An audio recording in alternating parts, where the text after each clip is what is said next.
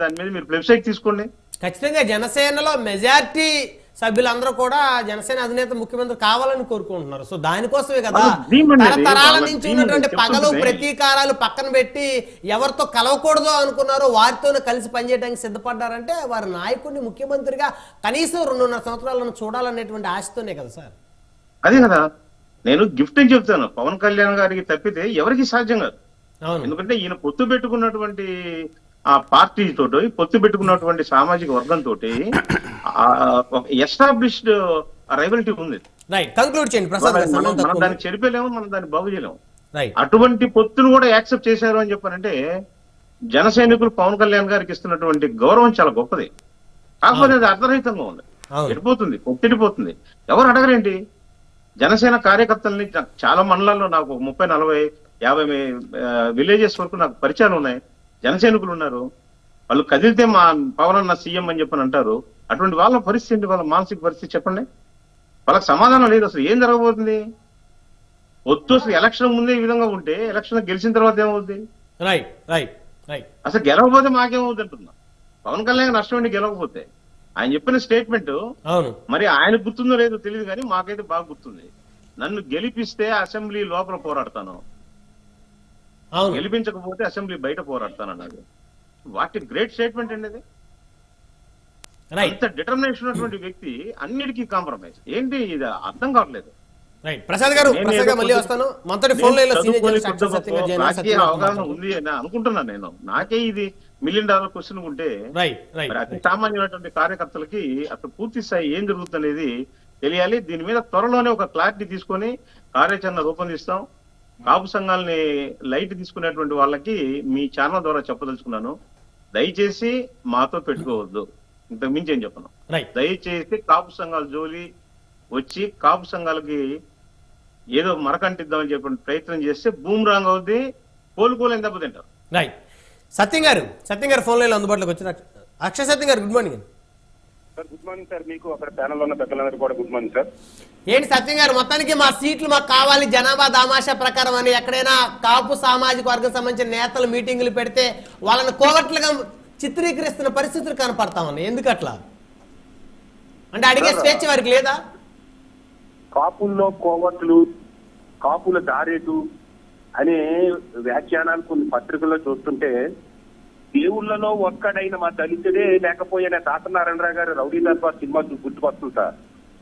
ఎందుకంటున్నారంటే దళితుల్లో మా దేవుడు ఉంటే మా దళితులు కాదని చెప్పుకోవచ్చు అన్నట్టుగా మీడియాలో మా అణగారిన వర్గాలకు దళిత మీడియా కానీ, ఒక బీసీ మీడియా కానీ, ఒక కాపు మీడియా ఉండుంటే ఈ రోజు నీ కర్మ వచ్చి ఉండేది కాదు. ఏ వర్గాలైతే అణిచివేస్తున్నాయో మనల్ని వాళ్ళే మన కోవతి కింద ముద్రేస్తున్నారంటే అంతకంటే దౌర్భాగ్యం అని ఏమీ లేదు సార్. మనకి ఇచ్చిన ఏదో ఒక కాపు సంఘాలు మీటింగ్ పెట్టుకోవడం తప్పు వీళ్ళ దృష్టిలోనే పెట్టుకుని ఆ మీటింగ్ తెలుగుదేశానికి ఏమైనా అనుకూలంగా ఉందనుకుంటే వైసీపీ వాళ్ళు కాపులు కోవట్లు అంటారు, లేదా వైసీపీకి అనుకూలంగా ఏదన్నా ఉందని అనుకుంటే టీడీపీ వాళ్ళు కోవట్లు అంటారు. ఇదే కొనుక్కుంటారా బాబు? వాడితోటి కోవద్దు అనిపించుకోవద్దు, వీరితోటి కోవద్దు అనిపించుకోవద్దు, తెరిచాక ఉందామంటే మనలోనే కోవట్లని దెబ్బలాటేస్తున్నాం.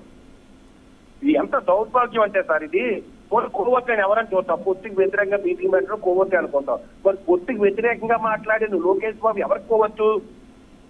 జగన్మోహన్ రెడ్డి కోవచ్చుగా? పొత్తుకి వ్యతిరేకంగా దేవినేని ఉమ మా చంద్రబాబు నాయుడు గారి సీఎం అన్న దేవినేని ఉమ ఎవరికి కోవచ్చు? చంద్రబాబు నాయుడు కోవచ్చా? పొత్తు మా జనసేన సీట్లు మా చంద్రబాబు నాయుడు గారు ఇస్తారన్న కోతుల్ని ఎవరికి కోవచ్చు? ఇది మన జగన్మోహన్ రెడ్డి గారు కోవచ్చా? వీళ్ళందరినీ కూడా మౌనంగా వహిస్తున్న చంద్రబాబు నాయుడు గారు ఎవరికి కోవచ్చు? ఖండించకుండా. మరి వాళ్ళ కోవట్లు కానప్పుడు కాపులు కోవట్లు ఎలాగవుతారు? ఇప్పుడు వాళ్ళు కూడా కోవట్లుగా పొత్తుకు వ్యతిరేకంగా స్టేట్మెంట్ ఇస్తున్నారుగా. మరి పొత్తుకు వ్యతిరేకంగా మాట్లాడుతున్న పచ్చ మీడియా ఎవరు కోవచ్చు? రెండో విషయం సార్, అది వాళ్ళు తాడేపల్లి పెద్దల కోవట్టే అనుకోవాలి. అంటే ఇప్పుడు లోకేష్ బాబు గారు తాడేపల్లి పెద్ద కోవచ్చేనా? అందుకేనన్నా 2019లో తెలుగుదేశం ఓడిపోవడానికి లోకేష్ బాబు గారిని ఒక ప్రముఖ మీడియా అధిపతి ఆర్కేని వీళ్ళిద్దరు వల్ల తెలుగుదేశం ఓడిపోయిందని అంటారు, ఆరోపణలు ఉన్నాయి. మళ్ళీ వీళ్ళిద్దరు ఆధిపత్యం వల్ల పొత్తుని చెడగొట్టడానికి ట్రై చేస్తున్నారు అని ఆరోపణలు ఉన్నాయి. దీన్ని ఖండించలేదు చంద్రబాబు గారు, ఖండించాలంటారు. ఇవి తెలుసుకొని ఖచ్చితంగా ఖండించాలి సార్. ఖండించకపోతే వాళ్ళకి ఆర్కే గారే చెప్పాలి ఎవరు కోవచ్చు వీళ్ళందరూనని. అప్పుడు కాపులు గుర్తుకొస్తావు, కాపులు నిలబెడతాం ఎవరు కోట్లు అన్నదే. ఉంటే వాళ్ళ గురించి చేస్తామనంటే ఇప్పుడు లోకేష్ ఎవరు కోవచ్చు అని.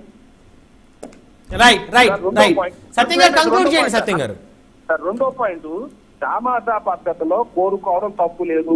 లేకపోతే 4% ఉన్న కమలు 60 మంది ఎమ్మెల్యేలు ఉంటారు, 4% ఉన్న రెడ్లు 80 మంది ఎమ్మెల్యేలు 40 మంది.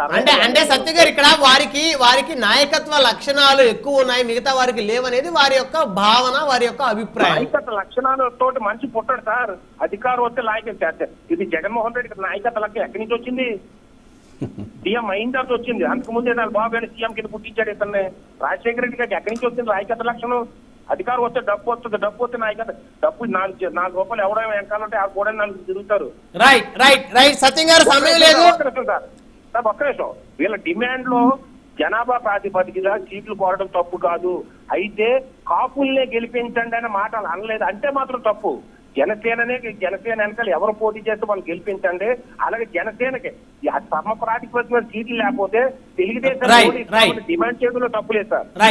రైట్, ధన్యవాదాలు సత్యం గారు ఫోన్ లైన్ అందుబాటులోకి వచ్చినందుకు. మనతోటి అమ్మా శ్రీనివాస్ నాయుడు గారు జాయిన్ అయ్యారు, కాపు నాయకులు. శ్రీనివాస్ గారు గుడ్ మార్నింగ్ అండి. సార్ శుభోదయం సార్ బ్రహ్మనాయుడు గారు, అలాగే ప్రైమ్ 9 యజమాన్యానికి గారు కూడా హృదయపూర్వక ధన్యవాదాలు.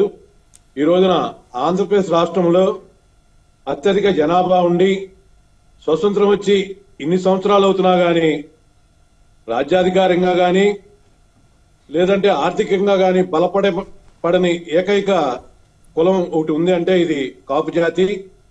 ఈ రోజున ఒక బలమైన నాయకుడు వచ్చాడు.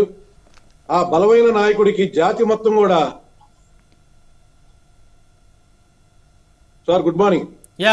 కంటిన్యూ చేయండి. మొత్తానికి ఈ మధ్య కాలంలో జరిగినటువంటి మీటింగ్ ఏదైతే ఉందో దానికి సంబంధించి తాడేపల్లి వర్గాలు నడిపిస్తా ఉన్నాయి ఆ మీటింగ్ ని అని చెప్పేసి వచ్చినటువంటి వార్తల మీద మీ అభిప్రాయం ఏంది శ్రీనివాస్ గారు? గుంటూరులో చేసినటువంటి ఒక వేదిక పెట్టి కాపులకి మా ఓట్లు మా సీట్లు అని చెప్పేసి ఒక నినాదం తీసుకున్న తర్వాత రకరకాలుగా పాలక వర్గాలకు చెందిన మీడియా రకరకాలుగా చిత్రీకరించింది. ఒకరు వారికి కోవట్టని, ఒకరు వీరికి కోవట్టని. ఇంతకీ ఎవరెవరికి కోవట్లు?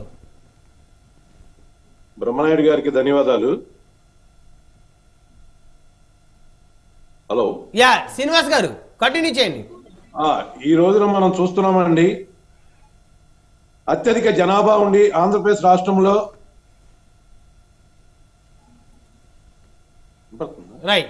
టెక్నికల్ ఇష్యూ వచ్చినట్టుంది శ్రీనివాస్ గారి దగ్గర నుంచి. హలో చందు గారు, టోటల్గా అంటే ఫైనల్గా నాకు అర్థమైంది ఏంటంటే సార్, ప్రసాదరావు గారు చెప్పాలి. ప్రసాదరావు గారు చెప్పినట్టుగా నాకు అన్కండిషనల్గా 2014 ఆయన సీఎం చేశాడు. అమరావతి రైతుల కోసం ఆ జాతి అంతరించిపోతుంటే కాపాడాడు.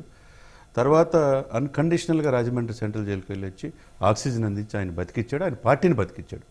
అటువంటి సిచ్యువేషన్లో లోకేష్ అనే మాట నేనే మా నాన్నగారే సీఎం అంటూ అనేది చాలా తప్పు. అది రెక్టిఫై చేసుకోవాల్సిన బాధ్యత చంద్రబాబు నాయుడు గారికి ఉంది. అదేవిధంగా సార్ చెప్పినట్టు ప్రసాదరావు గారు చెప్పిన మాటలు నాకేమర్థం అవుతుందంటే, చాలామంది యూత్ ఆయన సీఎంగా చూద్దాం అనుకున్నారు కానీ వేరే వాళ్ళ పల్లకిలు పెట్టారు, తరతరాలుగా బానిసలు కాదు. మాకు పవన్ కళ్యాణే బలము, ఆయనే బలహీనత అన్నట్టుగా ఉంది. అదే కనపడుతుంది. వాస్తవమే, ప్రసాదరావు గారు చెప్పిన మాటలో ఆవేదన ఉంది. ఆయనే బలం, ఆయనే బలహీనత. ఆయన సపోర్ట్ చేయమంటున్నాడు కాబట్టి టీడీపీ సపోర్ట్ చేస్తున్నాం, ఆయన వదులుకోలేరు. అది ఆ సిచ్యువేషన్ అట్లా కాపాడుకోవాల్సిన బాధ్యత. అది తరతరాల నుంచి చిరంజీవి గారి నుంచి కూడా ఆ విధంగా ఓన్ చేసుకున్నారు కాపు జాతి. ఆ తర్వాత రంగా గారి తర్వాత చిరంజీవి గారు, ఆ తర్వాత పవన్ కళ్యాణ్ ఓన్ చేసుకున్నారు. There is no alternate. ఇంకా వాళ్ళు తప్పితే లేరు. కాబట్టి వాళ్ళు ఆ సీటు కోసం ఎక్కుతారనే ఆ కళల్లో ఉన్నారు. ఈ సమయంలో దీన్ని కోవట్లు ముద్రేసి ఆయన నుంచి దూరం చేస్తే ఎంతవరకు సమంజసం? ఇది లాస్ అయ్యింది. ఇందాక చాలా పెద్ద మాట అన్నాడు ఆయన. ఒకటి పవన్ కళ్యాణ్ మళ్ళా చెప్తారు, పవన్ కళ్యాణ్ గారు కూడా తెలుసుకోవాల్సింది అంటే, పవన్ కళ్యాణ్ గారే మా బలం, ఆయనే మా బలహీనత. ఆయన కోసం ఎదురు చూస్తున్నాం అంటున్నారు. ఆయన కోసం అనేక మాటలు పడుతున్నారు.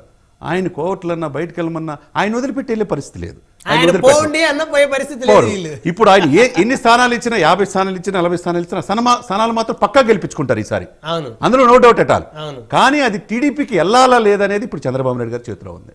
చంద్రబాబు నాయుడు గారు చెప్పాలి ఈ విషయం. ఇవన్నీ ఆయన అరికట్టకపోతే ఇదిలో పవన్ కళ్యాణ్కి కాపు జాతికి పోయేదేం లేదు. ఇక్కడ టీడీపీ మనుగడ ఉండదు ఇక. అవును. అదే సమయంలో ఇంకోటి ఇప్పుడు వీళ్ళకి దాదాపు స్వతంత్రం వచ్చే దగ్గర నుంచి రాజ్యాధికారం వచ్చిన పరిస్థితి ఏం లేదు. ఇంకోటి చెప్తున్నావు, మేము ఓడిపోవచ్చు కానీ మేము ఓడించడంలో మేము ముందుంటాం, గెలుస్తూనే ఉంటాం. ప్రసాద్ గారు అది చాలా పెద్ద మాట. అవును, ఆ మాటని కనుక అది తెలుసుకుంటే, ఆ మాటల అర్థాన్ని కనుక పూర్తిగా తెలుసుకుంటే, ఆ మాటల్లో అర్థం చేసుకుంటే వాళ్ళు హెచ్చరిక జారీ చేస్తున్నారు ఒక రకంగా. అంటే సుతిమెత్తంగా కింద స్థాయిలో క్షేత్రస్థాయిలో ఏం కోరుకున్నారంటే, ఎల్లప్పుడూ మా పల్లకీలు మోయటమే కాదు, పవన్ కళ్యాణ్ గారు మీరే చెప్పారు కదా యాశించే స్థాయి నుంచి శాసించే స్థాయికి రమ్మని, ఒక మెట్టు దిగి పెద్దన్న పాత్ర పోషించమన్నారు కదా, మీరు చెప్పినట్టే మేము అడుగుతున్నాము, మిగతా కులాలను కలుపుకుంటా వెళ్తున్నాం, మీరు కులాలను కలిపే సిద్ధాంతంలో ముందున్నారు కాబట్టి మీరు కులాలు అనగారి వర్గాలకి మీరు రిప్రజెంటేటివ్గా సీఎం కావాలని కోరుకున్నారు. ఇక్కడ రెండు విషయాలు సార్. ఒకటి, గౌరవప్రదమైన సీట్లు జోయ్ గారు చెప్పినట్టుగా, ఇందాక ప్రసాదరావు గారు ఆయనకి ముద్రగడ్డ గారు ఎట్లో, హరిరామ జోయ్ గారు అనేది కాపు కులంలో ఇప్పుడు ఆ జాతి నడిపించడం 88 సంవత్సరాల రిజర్వేషన్ కోసం పోరాడుతున్నాడు. ఆయన కోరిక ఒకటే, అందరి కోరిక ఒకటే, గౌరవప్రదంగా సీట్లు 60 ఇస్తారా 70 ఇస్తారా చంద్రబాబు నాయుడు గారు తెలియజేయాలి. అదేవిధంగా ఎలక్షన్ ముందే ఈ 10 రోజుల్లో తెలియజేయకపోతే కష్టం. అదే సమయంలో పవర్ షేరింగ్ 2.5 సంవత్సరాలు ఇస్తారా ఏమి ఇస్తారనేది తెలియజేయాలి. రామాదేవి గారు, మొత్తానికి ప్రసాద్ గారు అన్నట్టు మేము గెలవలేకపోయినా ఓడించడంలో మాత్రం ఖచ్చితంగా ముందుంటా ఉన్నారు. అంటే ఈ మాటల అర్థం ఏ విధంగా అర్థం చేసుకోవాలి, అదేవిధంగా ఆ భవిష్యత్తు కార్యాచరణ ఏంటి మీది? ఇప్పుడు కోవట్లని ముద్ర మీ మీద కొంతమంది ఓ వర్గం వేసిన తర్వాత మీ భవిష్యత్ కార్యాచరణ ఏంటి, ఏం నిర్ణయించుకోబోతున్నారు? ప్రసాద్ గారు మాట్లాడిన మాటల్లో అర్థం చేసుకున్న వాళ్ళకి అర్థం చేసుకుందంట. అలాగే భవిష్యత్ కార్యాచరణ ఖచ్చితంగా కూడా పవన్ కళ్యాణ్ గారు న్యాయం చేస్తారండి. వాళ్ళు ఆల్రెడీ చెప్పారు 2009 నుండి మీరు ఎదురు చూస్తున్న మీ కోరిక నెరవేరుతుంది అని. దీన్ని మేము పూర్తిగా విశ్వసిస్తాం. అలాగే ఇందాక అన్నారు రాజకీయంగా అనుభవాన్ని, రేవంత్ రెడ్డి గారిని ఒక ప్రశ్న వేస్తారు మీడియా వాళ్ళు. చేస్తే ఆయన చెప్పారు, ఏముంది సీఎం పదవి, ఉప్పుమూట మేస్త్రి, ఇసుకమూట మేస్త్రి అంటే ఏంటి, మేస్త్రి ఉంటాడు, అన్ని పనులు చెప్తాడు, అన్ని సమన్వయం చేసుకుంటూ వెళ్ళటమే అని అందరూ నేర్చుకుంటారన్నారు. అదే విధంగా రాజకీయం అంటే పుస్తకమే రాదండి. ఈ రోజున మాకు ఏమీ తెలియదు, వాళ్ళం వచ్చి 2 సంవత్సరాలు పనిచేస్తాక మాకు రాజకీయం అంటే తెలిసింది. అలాగే మా మీటింగ్ లోకేష్ గారు కూడా ఫస్ట్ ఏం తెలియదు, అందరూ ఆయన అవహేళన చేశారు పప్పు అని, ఆ తర్వాత ఆయన రాడ్ వెళ్తా ఉన్నాడు. మరి అలాగే మీకు ముఖ్యంగా ఒక విషయం చెప్తానండి. నిన్న మా మీటింగ్ పూర్తిగా తీసుకుని 4 యువకులు జనసేన వాళ్ళు నిన్న మా ఇంటికి వచ్చారు. కాపు కులం గురించి సర్పంచ్ నుంచి బూత్ స్థాయి నుంచి మాకు ఏదైతే న్యాయం జరగాలని మీరు మాట్లాడారో మా యువతకు అది స్ఫూర్తిదాయకం. మేము రాబోయే రోజుల్లో నాయకులుగా ఎదగాలి అంటే, మేము ఈ రోజు నాయకులుగా ఉన్నామంటే మమ్మల్ని ఎవరు గుర్తించట్లేదు. నాయకుల్ని చేస్తాను అన్న పవన్ కళ్యాణ్ గారు నాయకుల్ని చేస్తానంటున్నారు, కింద స్థాయి నుంచి ఆయన ఇచ్చిన పదవుల వాళ్ళు మమ్మల్ని గుర్తించట్లేదు. కాబట్టి మాకు ఇంకొక మీటింగ్ కావాలి మీ ఆధ్వర్యంలో. ఆ మీటింగ్ స్ఫూర్తితో మాకు మీటింగ్ కావాలి అని అడిగారండి. నిన్న 4 వచ్చి దీన్ని కూడా ముందుకు తీసుకెళ్తాం. ఎందుకంటే యువత ఎంత చైతన్యం పొందారు, మా మీటింగ్ నుంచి వాళ్ళు నేర్చుకున్నారు. ఎందుకంటే అంతమంది పెద్దల సందేశం, బూత్ స్థాయి నుంచి మీకు అన్యాయం జరుగుతుంది, మీరు ప్రతి దానిలో భాగస్వామ్యం కావాలి అని ఏదైతే చెప్పారో దాన్ని స్ఫూర్తిగా తీసుకొని ఎవరు ఇండస్ట్రీలు వాళ్ళండి, ఇండస్ట్రీలు ఉన్న వాళ్ళు, అలాగే బిజినెస్ పీపుల్ అండి 4 వచ్చారు.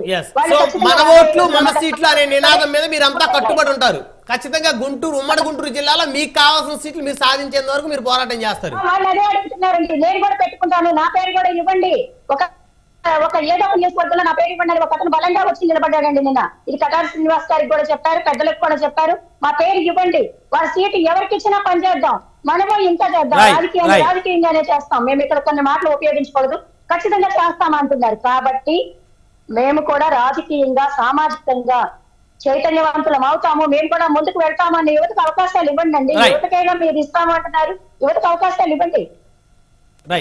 చెప్పండి బ్రహ్మనాయుడు గారు. సమయం లేదండి. ధన్యవాదాలండి చర్చలో పాల్గొన్నందుకు. చంద్ర శ్రీనివాస్ గారు, పాకనాటి రమాదేవి గారు, ఏలూరు ప్రసాద్ గారు, అమ్మ శ్రీనివాస నాయుడు గారు, అక్షర సత్య గారు.